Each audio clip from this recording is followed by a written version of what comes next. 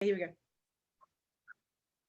Hello, everybody. Hello, Darcy. Hello, good Hello. morning.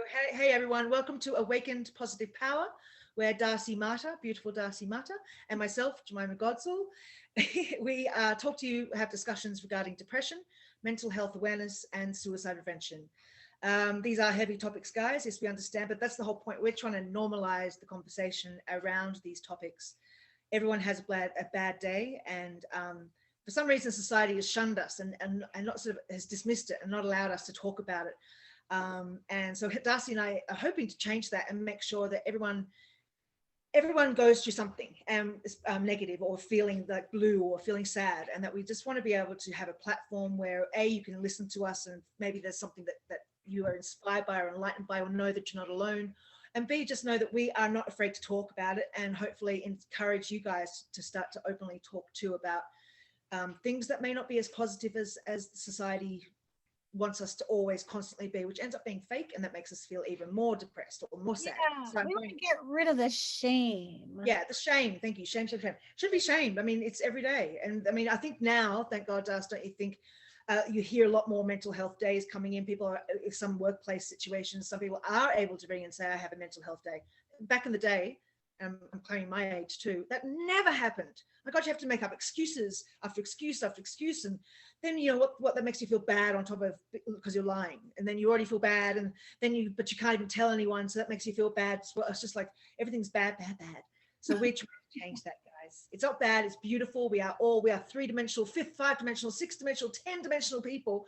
And that includes the darker side of our emotional being and the lighter side. Without the two, how would we know which was going on? We'd never appreciate the good as much as we can, and we wouldn't be without the darkness being there. So anyway, Darcy and I today, happy Thanksgiving, by the way, everyone. This week was Thanksgiving. If you're watching this right this week, If you're in America, yeah, if you're in America, I'm Australian, so it's a really good day. Oh, we forgot the disclaimer. There's a disclaimer. Right. We have a disclaimer. Thank you, Darcy. Yeah, there is a disclaimer down below. Please read it, and there is a 1-800 number for suicide prevention, to know that if you or anybody else you just feel that yourself or anybody else is in trouble, just ring them. It's anonymous, or you can obviously say your name, but it's a totally worthwhile place to ring if you want. Also, you can always ask questions on this platform. We're happy to help you, but we do only come on once a week, but we are here for you just as much as anybody else, in terms of, you know, being an ear for someone who needs a. And there's so many great new websites and, pages, YouTube pages, where people are talking about mental health now, talking about suicide prevention, talking about identity crisis, and etc. It's really beautiful to see how much support is out there now. So if you are watching and you are having, a crisis, we understand, we get it, we support you. Please call someone, because you are important to the world. Mm-hmm. And like Darcy and I are coming from our own experience, so we understand from our own experience with mental health, suicide and suicide prevention, or suicide attempts, and depression. So we really are coming from a place where when we survive, we're surviving, we're continuing to survive, and we learn every day. Every day is a learning curve for us, and up and down, in and out. We're both emotional beings, we're both empaths, and so we do feel a lot we run a lot with our heart, and we're both water signs. He just had to add that in. Water signs. Yeah. But so all of these, so we are learning every day as well, but we do come from a place of experience with it, from our own experience. So that's another thing, that you can feel warm and safe with us, in terms of, how would they know? Like a can I use this analogy?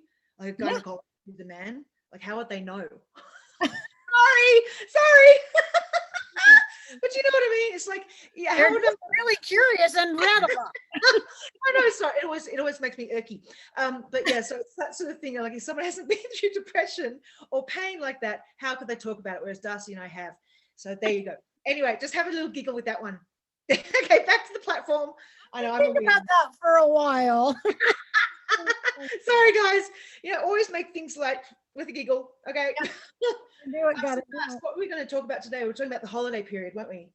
Yes, we're going to talk about loneliness, dealing with loneliness and being alone versus loneliness. Those are different things, right? But the holiday season really kind of amplifies this concept of loneliness and this expectation. You can be surrounded by people and be very, very lonely. You can feel an outsider at your family gatherings or even your friend gatherings. There's that time in your life where you're changing, and perhaps you're off from the group of friends that you used to be so tight with. Maybe at this time you're not feeling that connection anymore, that people go in different directions. We all grow and change, and that can be really hard because unlike family, which is going in a billion directions all at once, you can pick your friends, but yeah, get the lottery on your family, right? And so having a symbiotic uh family uh situation is, it's not the norm.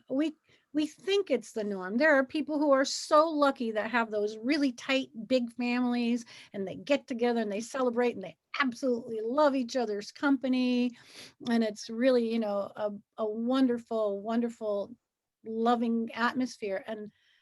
And then there's all the rest of us. Yes. And the rest of us is majority. It's not, there's, and Okay. society paints this picture that it should be all of us who are happy, and that it is all of us. So when you feel like that your family may not be, like you feel like, oh my God, and then it's the shame again comes into it. So it creates a level of depression or sadness or insecurity within you, thinking that, oh, I'm not normal, or I don't have this surrounding me because society has placed this damn wrong what is it, advertisement on how we should be as a family, especially during holiday period. It's Right. crazy. Right. Families travel, and then there's that whole comparison thing. Oh, every year we go to, France, or every year we go to Hawaii, or year we go here, we go there, and maybe somebody else's family doesn't have that. Or every year we go to grandma's, or we go to Uncle so-and-so's, and we have the whooping shindig, right? And, you might not have that, and that is okay. You don't have to have that, but the pressure, at holiday season to have family, and what family actually means. What does family actually mean to somebody? So, my family right now is very small. There's just a little couple of us, and we were gonna have friends over, but everybody had something going on, and I'm like, I'm really tired anyway. I'm tired. Um, I don't want to be, my holiday dinners oftentimes look more like I Love Lucy than Father Knows Best. It's easy. I mean, cooking, going, I'll be right there. Hang on 1 second. Oh, wonderful. The food's good, but it takes a big effort to get it all out there, Right. So, I invited people, they could or could not come, and that's okay with me. That's fine. I didn't want anybody to feel left out or alone, but that pressure, I think, is really hard, and people do get this lonely feeling because the expectations, we're watching too much TV. Yes. Oh God, Oh, right? it's sickening. It brainwashes people, and then that's why. Right. Lifetime movies. Oh, the lonely Oh single my goodness. person going back to the home where the parent, I mean, it's just classic cliche blah blah. Right? But the parents, they don't get along. And then out of the blue, she rams her car into a truck with a handsome man. I'll fix it for you. It's like, I'll fix everything for you. It's like, so typecasting. It's terrible. yeah, that Cinderella syndrome that so many. And then people search for that because they think that people who only watch television, and no disrespect to you guys, but just be aware of what I'm about to say. If you only watch television, that's all you know, then that's what you think really goes on. And it really isn't. It really isn't. It does brainwash you to a point where sometimes I used to watch TV 24/7 to deny the world, to escape from everything, to block out the noise of the people around me. And now I don't watch TV at all. And I realize how messed up it was in terms of, I mean, dare I say this, but I was a lifetime film junkie. And I thought some things were meant to be. And I realized now I was also creating in my day-to-day life some of the situations sickly, sadly, and brainwashed, thinking that that was the norm. And I'm going, this is Lifetime films, guys. No offense to Lifetime, copyright, I'm sorry, I hope I don't get into trouble. But I used to be a junkie of it. And like now I realize, my God, I had no idea how brainwashed I was being in terms of relationships, in terms of food, in terms of interaction with people and life skills. When I was watching, all I did then, that's the only education I had at that time. That was all I was doing, that's the only input I had. So of course that's going to be like, if you read all day, those books, you get into fantasy. If you read magazines, if you run all day, that's your environment. You want into fitness and stuff. It's just this brainwashed mentality, which is just outrageous. Yeah, it's really, and television, movies, these things that, oftentimes, and sitcoms, I have a really hard time with comedy and sitcoms because I think they really oftentimes teach us passive aggressive behavior, Yeah. right? Yeah. And something happens, right? The comedy set up, something happens, the person's done something like, lost something expensive or broken something, and then they can't tell anybody and they got to fix it, and that's, the comedy is inside of that whole thing, and it's basically not being honest, and we're making jokes about someone's inability to function normally, and and then everybody's kind of that snippy kind of wise cracking joke delivery. It all has this kind of same rhythm, and I think we start taking that meanness, Yeah. and we think that meanness is acceptable because it's comedy, Exactly. you know right, and it's just it creates a mindset. It creates a mindset. And also at television, the movies they have on around this time, not just Lifetime. No, no, um, no. it's just they have this family get-togethers, and like I just say, I had a lot of holidays by myself, a lot because my husband was unavailable, and a lot because I'm single, and some of those years were very difficult. And that was also when I was watching television, and I'd see these beautiful family films, especially Christmas Eve. I'm from Australia. I've been in America for a long time, so my family, especially when I first came, I didn't know anybody, and being alone at that time with these beautiful films of how family together, and they are beautiful films, they're touching. But my God, once again, the brainwash of the TV, or the bombarding of these messages of made my loneliness over the holiday period was exacerbated tenfold, because it was just what was being fed to me all this time. So then I fell into a major depression because my loneliness was so big, because I felt even further away, and how I wasn't getting anything that the world out there was getting, and thinking that I was all alone. It was really tough to sort of experience that loneliness over the holidays, Right, increased by watching sort of what the society creates around you. You know what I right. mean? Yeah, the pressure to be like everybody else, Yes. or the idea of what success is, Yeah. and then I remember, and also me growing up, I never had space to myself until I was in my mid 20s, and I got married really young and then divorced 3 years later, I think. And so it wasn't until I was divorced in an apartment in LA, and my roommate had gone away to be with her family for the holidays. I was by myself, and I'm like, oh, this is the first time in my entire life that I have a space to myself by myself. Wow. Wow. It was such a big eye opener for Yeah. me in terms of How'd you do? it's kind of a funny story. Yeah.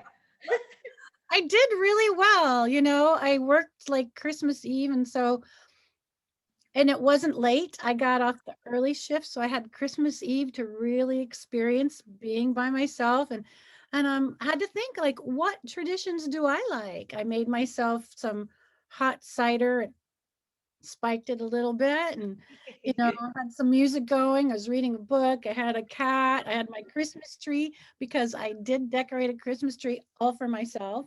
Bless. Good for Right. you. And then I got it in my head that the next day I was going to go and volunteer downtown at the homeless shelter and feed Bless you. everybody. Right. I was going to do that. I said, if I'm by myself, let's share it with the world. Right. But, oh, I forgot to tell you, this is very important. So Christmas Eve, the day before, um, I was working in the restaurant, and a customer had left their credit card at the restaurant, Okay. and they called right as we were leaving. For some reason, I decided to answer the phone, even though the whole place was closed. Good one. So I answered the phone. The guy's like, "My credit card's there. My credit card's there." I'm like, "Nope, we're leaving right now. We're leaving. You can get it tomorrow." "No, I can't. I got to fly out tomorrow at evening. I got to come and get it. I need my credit." I'm like, "You're not coming over here at night to get this card from me. I'm really sorry." So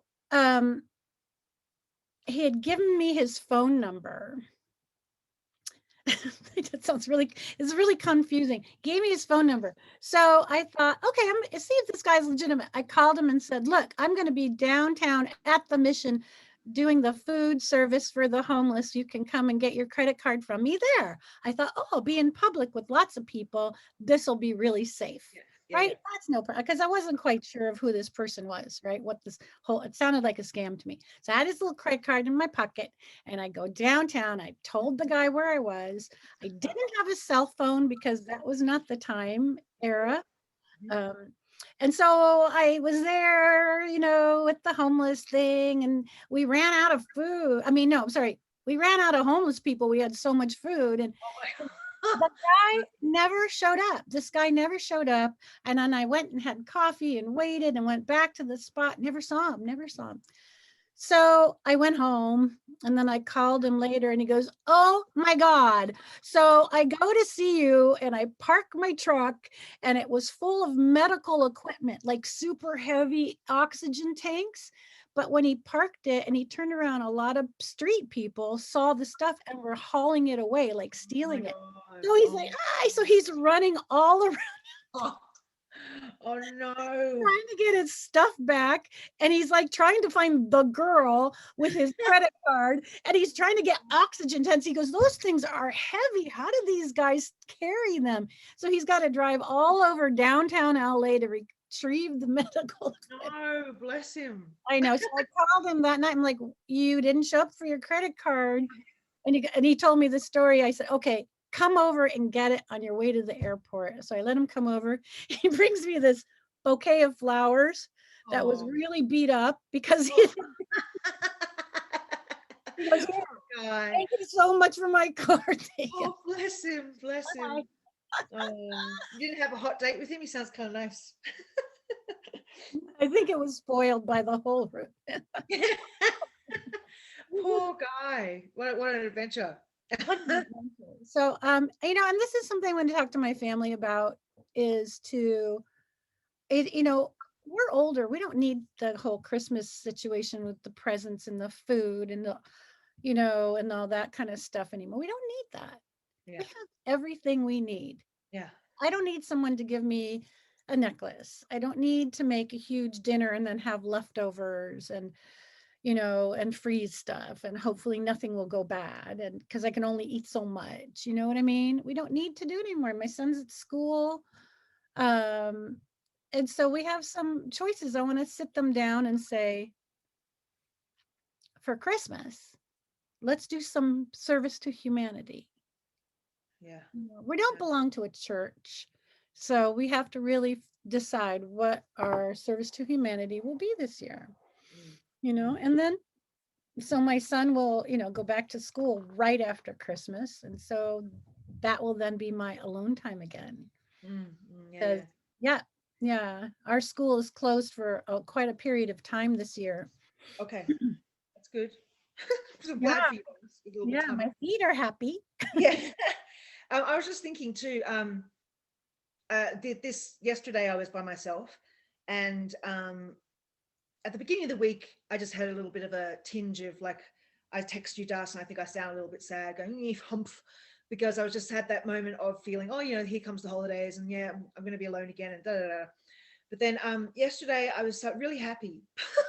And I'm also thinking the extreme difference to when I was alone and on drugs and in a messed up relationship, or Yes. not, but still on drugs, and feeding myself more drugs to be not to be lonely, but actually, and ironically, it makes you lonelier. And the difference between the comfort of being within myself Yeah. and and not, and whereas before that's what made me lonely by myself, was that I was so uncomfortable being with myself, or Yes. by, and not really understanding that, not really understanding how much of a bigger deal that was, of really feeling comfortable. Because yesterday I'm blessed to be cat sitting in the mountains in Paonia, and it's freaking beautiful. I'm Wow. just sitting there enjoying my day, and my lover phones or texts and says, like, are you okay? I'm so worried about you. Are you all right? Like, because he went out with his family during the day, and I'm going, I'm fantastic. Like, I'm really freaking good. Like, and yeah, I think you text too. I felt a tinge because I texted you earlier in the week. I felt a tinge of, I hope you are okay. I'm going, I'm actually really great. Like, it was really wonderful just to be comfortable with being alone, and hence what we were saying before, Das, seeing the difference between lonely and alone. Is that real sort of home feeling of comfort, of sobriety, also with myself, of actually honoring the time now, of going, wow, this has only been my, I'd say my second Thanksgiving in sobriety, and it's freaking amazing. And that's the second one. The first one probably wasn't even really conscious of it because I was Right. just so vulnerable in my sobriety. But really feeling like happy to be alone, and it's such a difference, and the comfort, and also now knowing too that I can, so being sober, reach out to you, Das, if I needed to, reach out to Chris, reach out to Mum, reach out to any of my beautiful loved ones, and go, hey, if I felt lonely, and they would have been right next door, because I know that our spiritual energy is so big that face to face or far away, that love is still just as big there or not. So it's like I felt safe in being alone and not lonely, and safe in being with myself, but also safe knowing that I could ring anybody and be just feel like I was just as much as home with them, than as well as being, as even though I was far away. Yeah, I got it. I mean, that's really the essence of what you're saying, is that you've really understood and have embraced self-love. Yeah. You know, we need to learn to be our own best friends, right? Learn to be our own best friends and learn to be our own advocates, and and learn to say, I am enough. I am interesting. I am the person that I want to be. I'm already that person. Yeah. It is not who I will become when I achieve XYZ, but who I am right now with myself right now. I can look out and see, the beautiful trees outside and the birds and the colors. Even living in the city, I can see something that's really beautiful. Good, And good. I think too, I'm sorry, no, no, no. Go ahead. um, was on Wednesday night.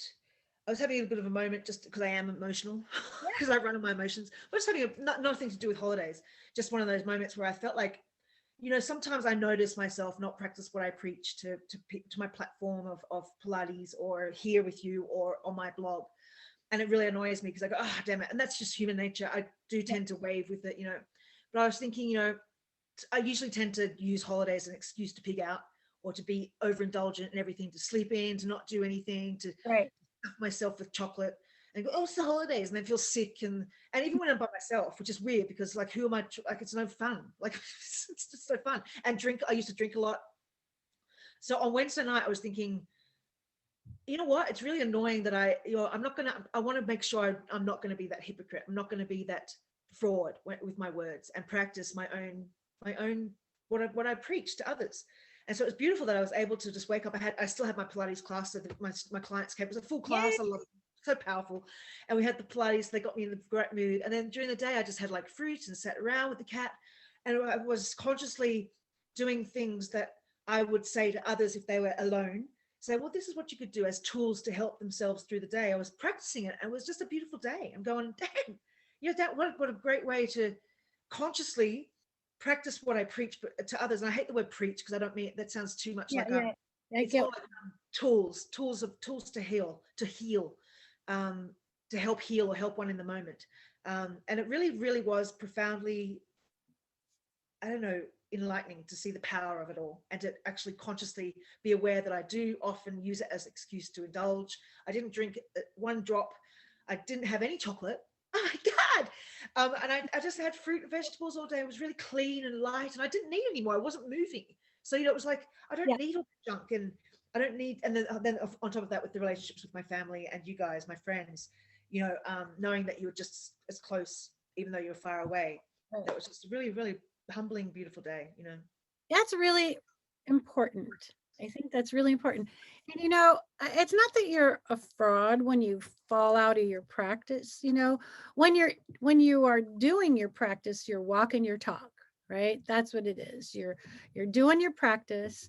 And the thing I love about the word practice is you're practicing. So if you don't get it right one day, it's okay, because you're still practicing. So go back and practice your practice.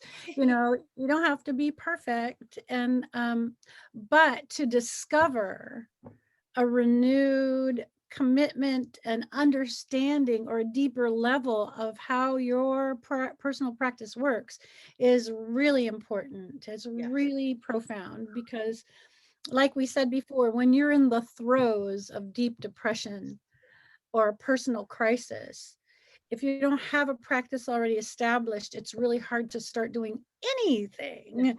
It's like that little personal prison that, locks in your brain, and it just locks down everything. And it's very hard to suddenly get up and say, okay, let's go and do this.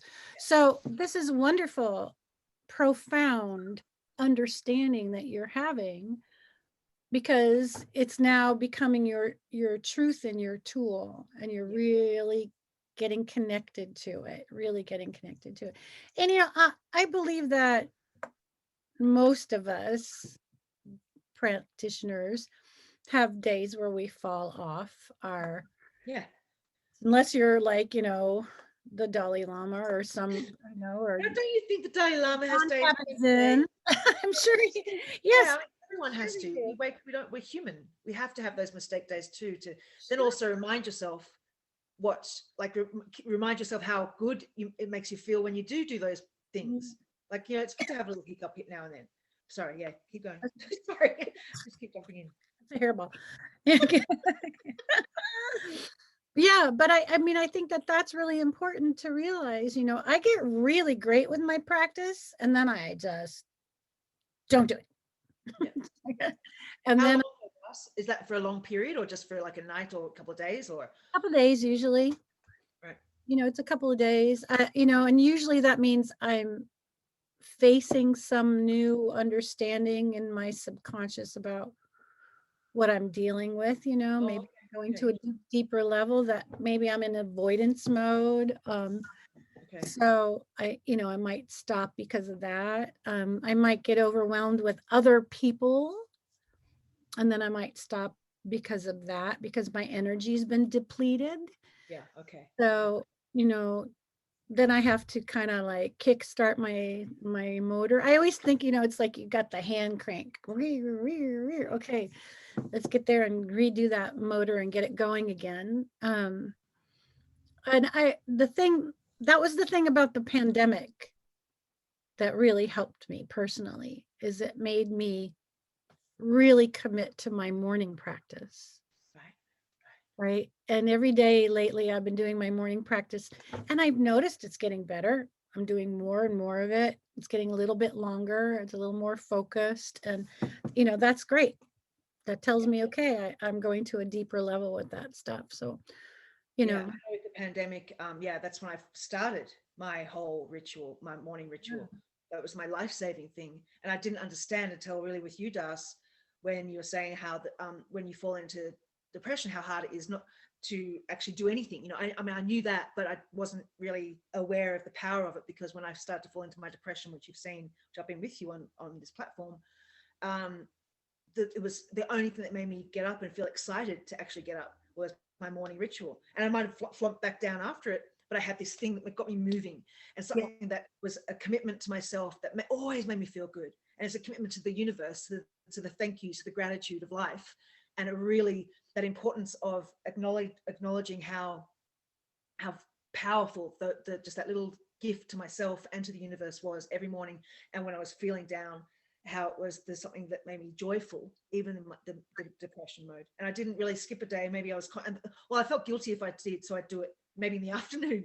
You know, it's still there. And just the power of it. Yeah. And how committing to it too is good when it's good to do when you're not in this depression, because now it's a habit. It comes out when we're all the time. Like if I feel depressed, I will use that tool as a tool to help me in my deal with it.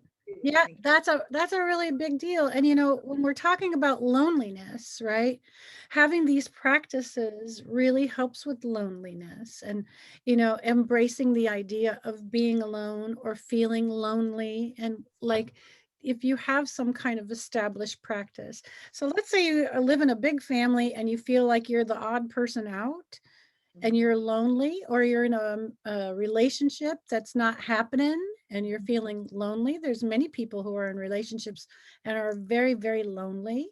You know, to have this practice brings you back to the self and helps you learn to appreciate the self.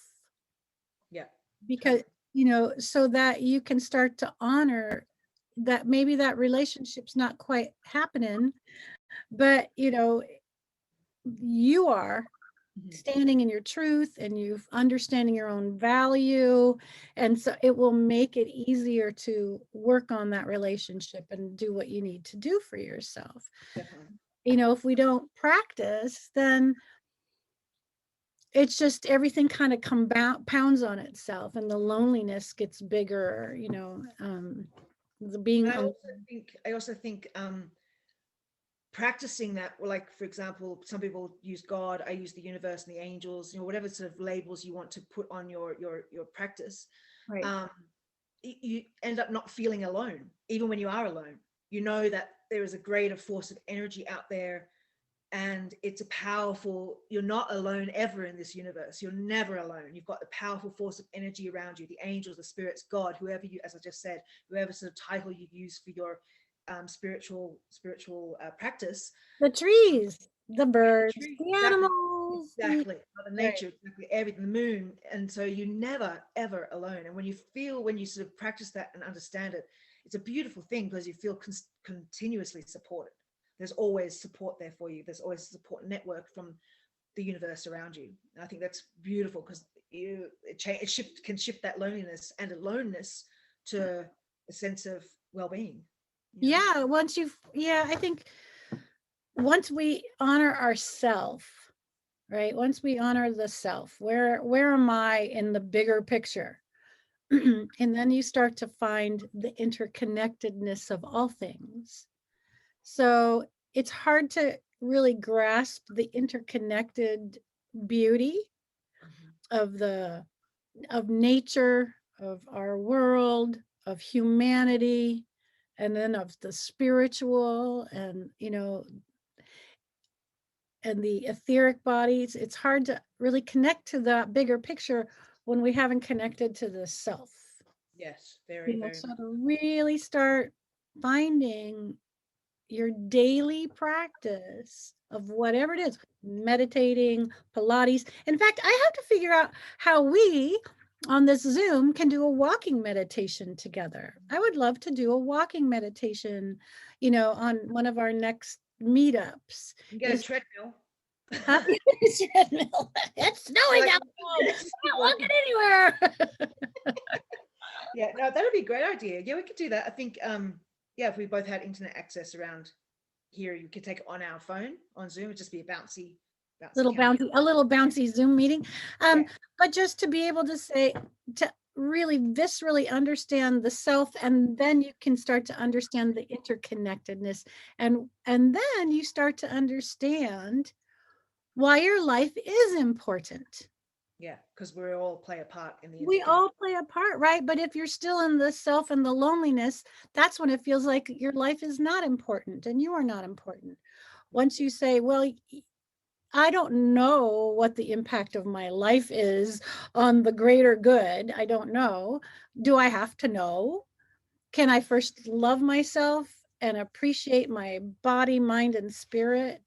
And then can I start to see that my energy has a ripple effect? And as I walk outside across the lawn, I can see the mushrooms growing because of the rain, or I can see where the squirrels are running around, or if there's no nature near you, buy a plant. Go buy a plant, or go to a park, or walk down the street and look for where humanity has signs of art or subtle beauty. Yeah. And then you start to find your connectedness in there. Yeah. There's always some beauty to find. And that becomes a reflection of yourself. Definitely. And that becomes our connection to humanity. And that becomes our connection to the world. And then that becomes our connection to spirit, and etc. There are gifts everywhere from the universe, like little gifts planted everywhere. If you can just take a moment to say, universe, I want to be aware of this is if you're in depression, because I know when we're feeling a little lighter, it's so much easier to see the gifts. But when you're in the midst of depression, just say to yourself out loud, whatever it is, just say, universe, I'd like your help in opening my eyes to see something good, see my gifts. And I swear to you, they will come, and they're not coincidences. They are not, there is no such word as coincidence. And they are these little gifts from the universe, the color of a bird that flies in, that you just go, oh, it touches your heart. A butterfly that lands somewhere that's beautiful, or any of these little things, just a tree that you just go, oh my God, and you feel the breath of the oxygen from the tree. All these simple little things, which are not simple at all, as a gift from Mother Nature, from the universe, to remind you that you are okay, that you are supported, that you are part of this web that society and community and the world and the universe beyond and dimensions are all in here trying to just work together in this world. Like, we are necessary. We are necessary. Everybody is necessary. You stand next to that tree, breathe in the oxygen. As you breathe out, the tree breathes in. Yep. Right? There you are, breathing in and breathing out together, and not even, making that happen, but simply being there and letting it happen. Beautiful thing. Yeah. I think that that's a really important way to start overcoming this sense of loneliness. Yeah. Is to start looking at that you may not know what your value is. Mm-hmm. That's okay. Sometimes we don't know what our value is until we start to say, but I am grateful that I'm in this body. Yeah. So I'm really grateful I have this body today. I still have some issues with my ankle, but I can walk. I'm really grateful. And if I couldn't walk, well, I would find a way to get myself outside, or move my body, be grateful for my body or my mind. If my body is not available to me, my mind, my heart, so that there is something in you that's still connecting to the ripples in this universe. There is something. So yes, practicing, create a practice. I was thinking that 2 years ago is when I pretty much attempted suicide, just before Halloween. And I know that the holidays was one of the reasons. Yes. Not the biggest reason, but it was definitely one of the reasons. It was upcoming. Yeah. And it wasn't about not being with my family. I actually didn't want to even be around for my family, because I was in such a bad place and didn't want to burden anyone, didn't want to have this, didn't want this. So escapism was the quickest and easiest way. Attempted suicide, part of the reason. That's not the whole reason, guys, just FYI. But that was definitely, it's such a fragile time around holidays. And also suicide attempts are at the prime over this holiday period. It's been known, this has been proven for so many generations, years, and it's just one of those times. So don't feel don't feel like you're offbeat, guys. This is happens every freaking holiday period, where especially around Christmas and Thanksgiving in America, and Halloween in America, there's this feeling of, and the new year is always the transition into a new year. That's a finalize All that pressure. Oh my God, we put so much pressure on ourselves. And we do it at a time of year. This is really interesting. When the seasons change to go inward and to go down underground and to rest and, dream. This is the time to go inside and to dream, to visualize. This is not the time to, be whooping it up necessarily energetically. In Australia, we do. It's your summertime. That's because it's your summertime, right? So yeah, just the energy. So if you're feeling like you want to go inward, that makes perfect sense with what the season actually is in terms of like, the outward plant dying and going down underground to reroot itself and then come out in the spring. The big bear goes in, hibernates. Bear goes in and hibernates so that it can dream and come outward and see the world new. So to take the quiet time, the alone time during the holiday time is really important to allow you to visualize and sense what is your value. What do you value? And then for the next year, which does not happen in January, in my, in my consciousness, the new year for me personally always starts in March. That's just when I feel my life starts to change in March. I always feel like January I'm still hibernating. January. Yeah, is that the seasonal, like March when we go into spring? Yeah. I think so. March, April, you start to move March 4th, right? March forward, right? We start doing it in March. And it depends on where you are. The thaw usually comes April, May, June, somewhere in there, depending on where you live.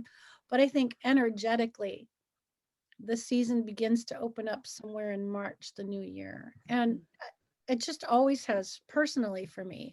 So I've never understood this New Year's in the middle dead of winter.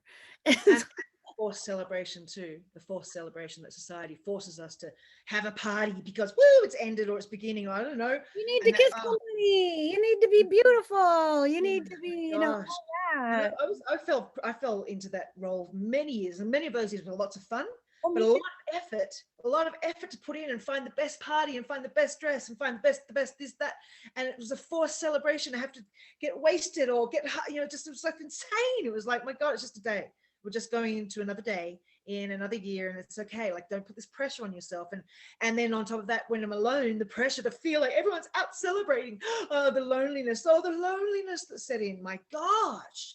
It was like a headache in terms of society influencing this forced celebration. And then if you don't have that celebration, how alone and how lonely that was. Yeah, it's really hard. It's really hard. New Year's is really a big deal. I really like to do New Year's celebrations with ceremony. Yeah, definitely. I have a dear friend who December 30th through January 10th, she goes to a meditation practice that does a silent meditation. Beautiful. And so she spends the whole New Year's in silent meditation. I don't have the ability to do that because of work and other things I need to do, but I create my own New Year's ceremony. And when I was younger, I mean, yeah, sure, that pressure to do something on New Year's Eve is 100%. You go to New York to watch the ball drop and it smells like barf and piss. Let me just tell you, that's what's out, and you're freezing cold. It's like go somewhere else in New York. Freeze on your feet. Don't get there. Yeah, it's quite an odd forced celebration. I don't know. Yeah. So if you want a big party, if that's something that you like to do, to go to big parties and get dressed up, yay, 2 thumbs up. If it's a pressure, don't do it. You don't need to. Go to sleep early. The next day is the next day, and you won't even feel it. Just have like a nice, really good sleep. Have a bath, and pamper yourself and go to bed early. Go to bed, like I tend to do if I'm by myself. Go to bed at 9. Am I showing my age? Go to bed at 9 and wake up the next day at 9 and go, woo, it's done.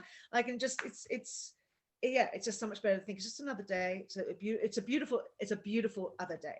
Like, it's not just another day, it's a beautiful day. And every day should be celebrated just as much as bloody New Year's Eve or New Year's Day. It's just crazy. If you're someone who's sitting at home going, I really wish I could go to a party and be invited to some place and get the opportunity to get dressed up and look beautiful, I would suggest you put that on your vision board and make that one of your goals. Next, right? Yeah. Make a vision board and have that be a spectacular New Year's celebration with people I love. That could be a great goal. And if you don't have it this year and it's something you really wanted, well, then get dressed up for yourself.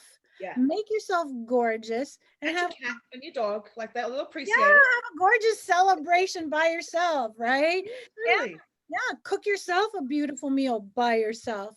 See if you can make something beautiful for yourself. I'd say turn off that TV, guys, and put on your favorite tunes. Put on your favorite tunes, really loud, and dance. Don't just turn off the box. Turn off the box. Unless you want to watch the ball drop, turn off the box. Like, just don't get brainwashed by anything, and just put on some music and love your pets or whoever else you're with, and have a dance. Dress up like you.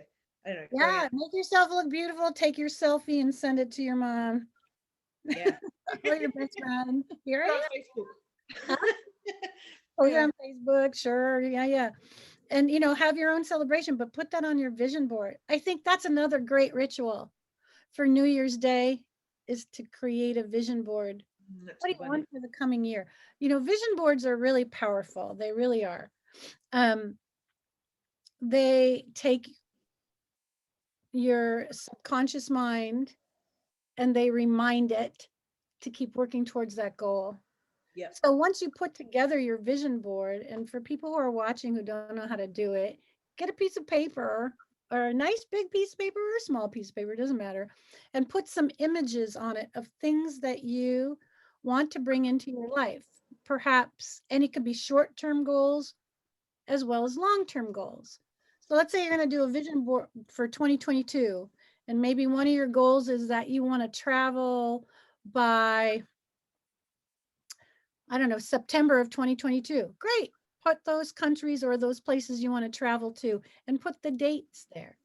Maybe you want to be able to finally get invited to an amazing New Year's Eve celebration. Great. Put that on there and put a visual with it, right? Maybe you want to get more sleep, drink more water. Great. Put a visual of, a beautiful bed, beautiful bottles of water or flowing water. Maybe you need to eat better or get more exercise. Great.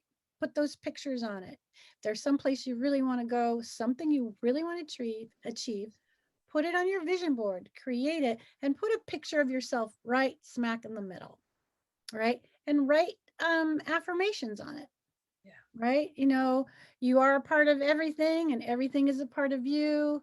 The universe is all abundant. You are deserving and special as much as the next person is deserving and special.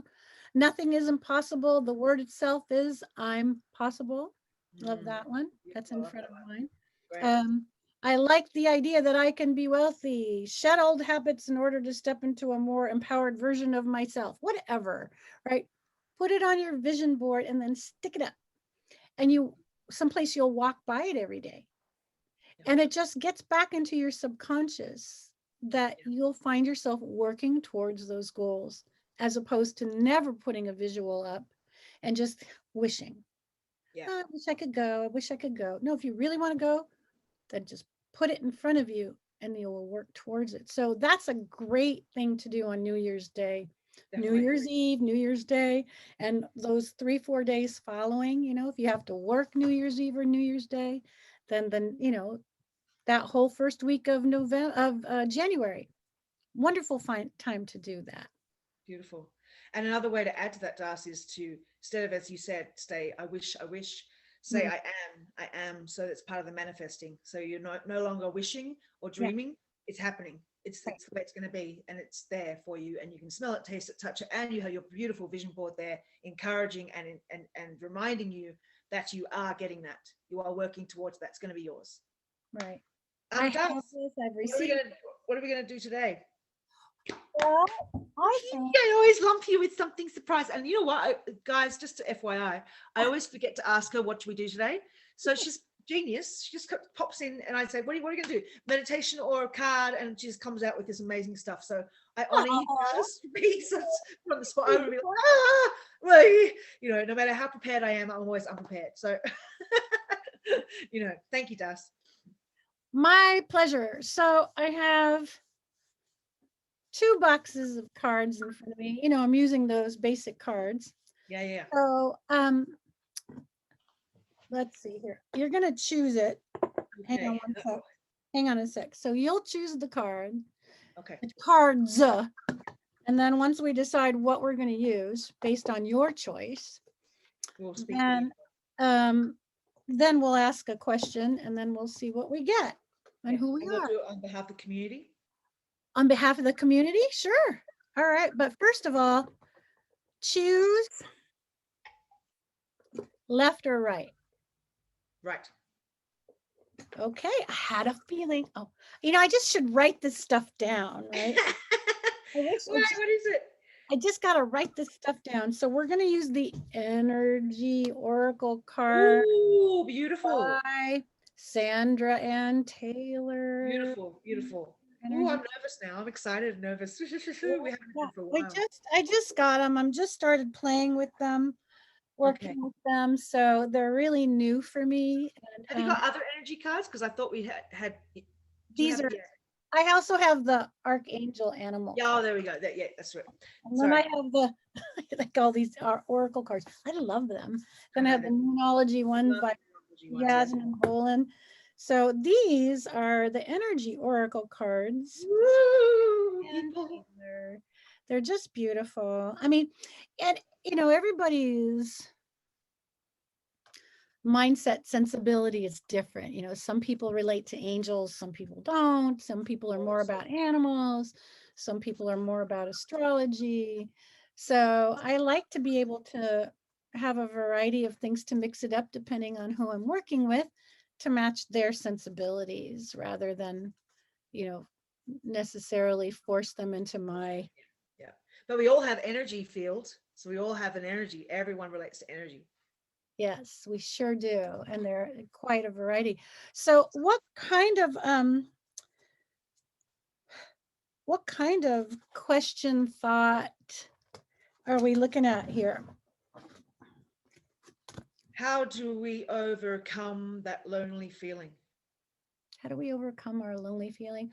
Or not so much how, but what can you tell us about that lonely feeling? What can you can't ask a direct question like that, sorry.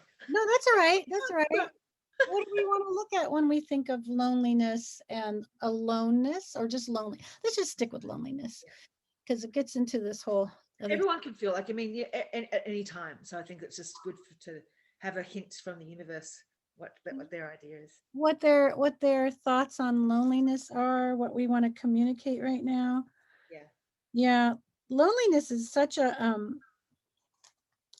big player in our subconscious and our conscious behavior. I mean, it's a big player.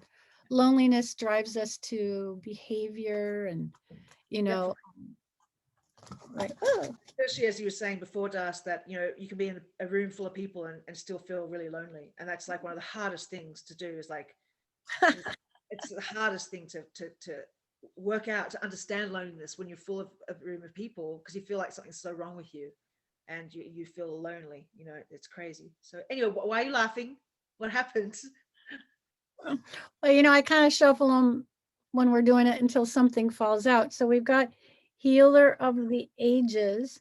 So obviously it looks a little Christianity based here, but you know, that's okay. I'm not promoting any one particular religious faith over another. I'm just open to it. I'm just being open to it. But I like the idea that it says healer of the ages. Yeah.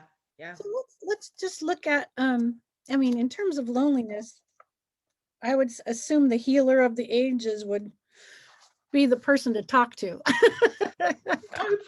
I hope so. Come on, energy cards, give us the right one. Well, this is oops, that's not it. Oops, let me get there. Thanks for waiting. Okay, healer of the ages, health and vitality. Ah, beautiful. So this powerful being brings the force of ancient wisdom and profound healing. The light of divine consciousness pours from his hands and heart, flowing to you with love and a powerful healing intention. This amazing entity is with you now, bringing resolution. That's what we were saying before, that we're never alone. We're never alone. Sorry, guys. Sorry to interrupt. I just have to That's say right. No, it's good.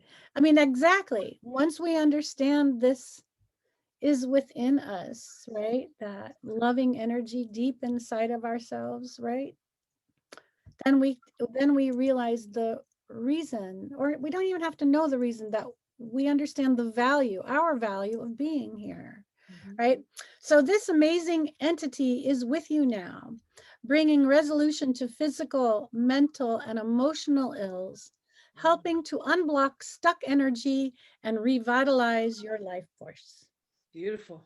You may have felt this strong presence recently, or you may be just opening to the wonderful sensations now. You can call upon this emissary of miraculous transformation whenever you need vitality, balance, or renewal. There it is for everybody. Beautiful. Or you know what? Get your own vision of what your healer of the ages is. We'll talk about that one second. Know, however, know that at the deepest level, an important healing is taking place inside. Here's your affirmation. The powerful healing of eternal love is with me now and always. That's a great sentence. That's beautiful. The powerful healing of eternal love is with me now and always.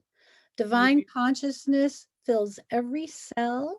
I am whole, healthy, vital, and at peace. So yeah. Kind of appropriate. I can imagine saying that when I felt lonely, as a really good, empowering mantra to help make me, to reinforce that I'm not alone, but also to understand that I am whole, I am okay, I'm going to get through this, So that's exactly. And we each have an inner healer. I always like to remind people when they look to healing, I say, look, your body and your mind and your spirit have an inner healer. It's inside each one of us. Yep. When you cut your hand, you help it, you clean it, you put your Band-Aid on it or your little bubbles or whatever, your antiseptic, you clean it, you take care of it. In other words, you take care of it. You put your Band-Aid on, and then guess what? The body heals itself. You don't have to sit there and go, come on. That would be funny. It really does heal itself. You have a broken heart, lost a loved one, you have some loss going on, some lack of self-esteem. Tap into that inner healer. And this is this image that this person created, a healer of the ages. That universal healing force, there's a bit of it in each of us. And when we tap into it and it grows, then we're really connecting to that healer of the ages. It's there for all of us. It really is. Yeah, beautiful. Well, people, there we go. Darcy, thank you again. You're amazing. Love chatting with you. Happy Thanksgiving, everyone. Happy holidays. Happy And holidays. yeah, and make sure you can always reach out, write a question to us, or just say hi, whatever. We're here for you. Let's say happy winter months, happy going into our, time to hibernate. Let's hibernate, everybody. Yay! I love it. Any excuse. All right, guys, we'll see you next week. Peace out. Take it easy. Bye, Darcy. Love you. Bye.